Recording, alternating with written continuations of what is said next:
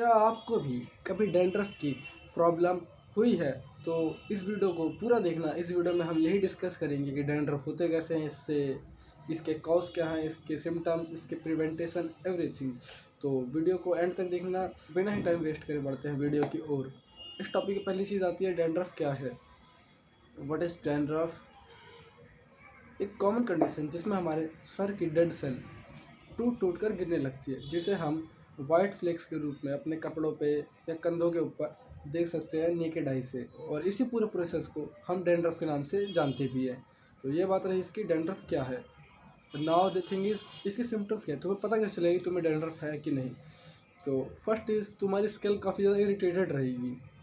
Second, तुम्हें खुजली काफ़ी ज़्यादा होने लगेगी नॉर्मल से। एंड द थर्ड इज़ कि तुम खुजली करोगे, साथ में वाइट फ्लेक्स होते हैं काफ़ी ज़्यादा टूट टूट कर गिरेंगे, जो तुम अपने नेकेड आई से दोबारा देख सकते हो। अब इसके कॉजेज़ क्या है, ये होता क्यों है। तो इसके बहुत सारे कॉजेज़ है। तो फर्स्ट है ड्राई स्किन। अक्सर ठंडियों में हो जाता है, क्योंकि ठंडियों में लेस ह्यूमिडिटी होती है। इसमें माहौल काफ़ी ज़्यादा ठंडा हो जाता है, ड्राई हो जाता है, तो हमारे स्कैल्प और बॉडी दोनों ही काफ़ी जल्दी ड्राई हो जाती है, क्योंकि जो नेचुरल ऑयल निकलता है हमारी बॉडी से, सीबम, वो इनफ नहीं होता जिससे हमारी स्कैल्प, हेयर, ये सब हाइड्रेटेड और नरिश रहे। तो हमें मैनुअली देना पड़ता है, और जब नहीं देते स्किन ड्राई रहती है, तो जो डेड सेल होती है पपड़ी सी बन जाती है, और वो काफ़ी ज़्यादा ईजिली टूट टूट कर गिरने लगती है। दैट्स वाई वो डैंड्रफ का कॉज ले लेता है।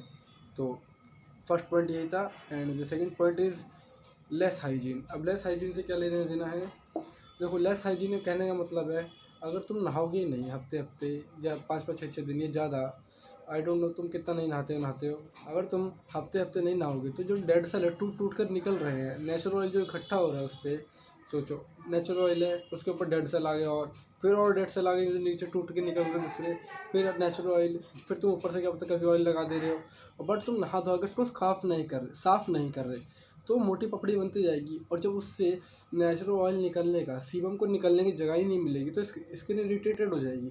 अब खुद का एग्जांपल देखो, अगर एक जर्नल डब्बा है ट्रेन का, वो पूरा फुल है, मैं उसको तो उसके अंदर तुम्हें ज़बरदस्ती घुसाऊँ कि जा जा जा, तो तुम भी इरिटेट हो जाओगे, यार कहाँ ढकेले, तो जगह ही नहीं है। तो भाई, तो वैसे ही तुम्हारी स्किन इरिटेटेड हो जाती है, और that causes dandruff. Third point is shampooing and using hot water. अब देखो, अक्सर हम नहाते हैं तो ठंडी में या गर्मी हो, बाल को क्लीन करने के लिए, स्कैल्प को क्लीन करने के लिए शैम्पू लगाना बहुत इंपॉर्टेंट है। बट समटाइम्स क्या होता है, हम हार्श केमिकल वाला शैम्पू लगा देते हैं, जिसमें पैराबन, सल्फेट जैसे काफ़ी ज़्यादा हार्मफुल केमिकल होते हैं, जो हमारी स्कैल्प हेल्थ के लिए, हेयर हेल्थ के लिए ओवरऑल काफ़ी ज़्यादा टॉक्सिक होते हैं, और उसी को हम यूज़ करते हैं अपने लिए।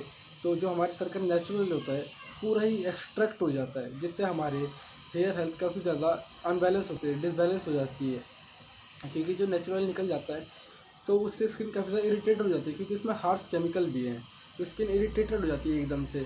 और that causes sometime dandruff, reaction कर जाता है, क्योंकि वो डैंड्रफ को रूप ले लेता है। और समटाइम्स हम गर्म पानी का इस्तेमाल कर लेते हैं, जिससे हमारे सर का नेचुरल ऑयल वहाँ भी निकल जाता है, और वो भी हमारे डैंड्रफ का कॉज कर देता है। And the fourth point is, सबसे कॉमन यही होता है, मेलिसेसिया ग्लोबोसा।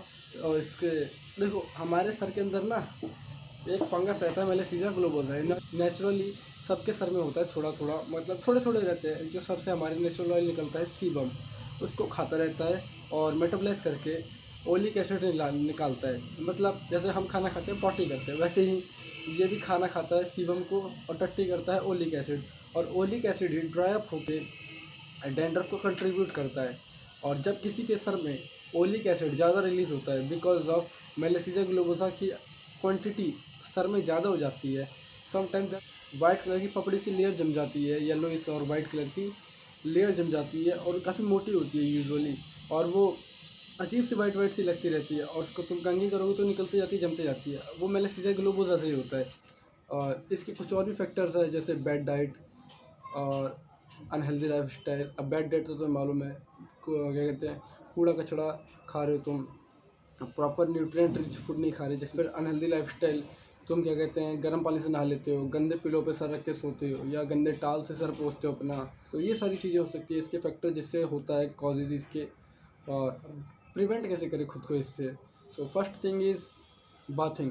बाथिंग क्या है, अब तुम नहाओगे टाइम टू टाइम, तो अपनी स्कैल्प नेचुरली तुम क्लीन रखोगे, क्योंकि नहाओगे ऐसा तो नहीं नीचे नीचे हाथ फेरोगे, ऊपर नहीं फेरोगे, सर पे भी हाथ फेरोगे, जिससे तुम्हारी स्कैल्प क्लीन होती रहेगी टाइम टू टाइम और डैंड्रफ को बनने का मौका ही नहीं मिलेगा। और the second point is good diet. अब गुड डाइट कहने का मतलब है तुम अच्छा खाना खाओ जिसमें सब बैलेंस डाइट मील हो, सब बैलेंस हो। ऐसा नहीं कि सिर्फ काप्स या प्रोटीन या फैट, मतलब सब थोड़ा सा बैलेंस लेके चलो। काप्स का, प्रोटीन का, फैट का, omega 3 fatty acids, vitamin, mineral, zinc, potassium, सब चीज़ का, मतलब जितनी भी चीज़ रिक्वायर होती है हमारी हेल्थ के लिए उन सब चीज़ का तुम थोड़ा थोड़ा अमाउंट लेके चला करो। अच्छी तुम बैलेंस डाइट लेना और बाहर का कम से कम खाना, प्रोसेस्ड फूड। और प्रोसेस्ड फूड इसलिए कम खाने को कहते हैं क्योंकि उसमें जो न्यूट्रिएंट होते हैं वो सारे ख़त्म हो जाते हैं जब बनते एंड आखिरी में बस उसका ऑयल, यही सब फालतू चीज़ें बचती हैं। इसीलिए लोग बाग मना करते हैं कि तुम प्रोसेस्ड फूड कम खाया करो। And third point is using mild shampoo. देखो अब शैम्पू बहुत तरीके के होते हैं। अब मैं कुछ केमिकल्स के नाम दे दूंगा, साइड में देख लेना। उन केमिकल्स वाले शैम्पू तुम्हें बिल्कुल नहीं लेने जिनमें पैराबन, सल्फेट, ऐसे हार्श केमिकल हो। एक माइल्ड शैम्पू लेना है जो जिनमें ये सारे केमिकल्स नहीं हो बिल्कुल भी, ताकि तुम्हारी स्कैल्प इरिटेटेड नहीं हो और तो किसी तरीके का रिएक्शन वगैरह भी ना हो। तो कोशिश करना ये सब चीज़ें देखो। और fourth point is staying hydrated. देखो अक्सर ठंडों में ड्राई रह जाती है स्किन, तो क्योंकि उसको हाइड्रेटेड नहीं रख पाते हम, तो उसके लिए हमें अच्छी क्वांटिटी में पानी पीना है जिससे हमारी स्किन हाइड्रेटेड रहे और हमारी स्कैल्प हाइड्रेटेड रहे, हेयर हाइड्रेटेड रहे, जिससे वो ड्राई स्किन होने का मौका ही ना मिले। तो यही कुछ टिप्स थी जिससे तुम अपने बालों को प्रिवेंट कर सकते हो डैंड्रफ से। और भी कई सारी है, बट मैंने ये कुछ मेन चीज़ें बताई जिन्हें तुम फॉलो करें काफ़ी ईजिली डैंड्रफ से छुटकारा पा सकते हो। हाँ, डैंड्रफ थोड़े अनोइंग हो सकते हैं बट एक सही अप्रोच से तुम काफ़ी ईजिली डैंड्रफ से छुटकारा पा सकते हो। और तुम्हें वीडियो अच्छी लगी तो मेक श्योर कि तुम चैनल को लाइक शेयर सब्सक्राइब जो भी होता है सब करो। And thanks for watching this video.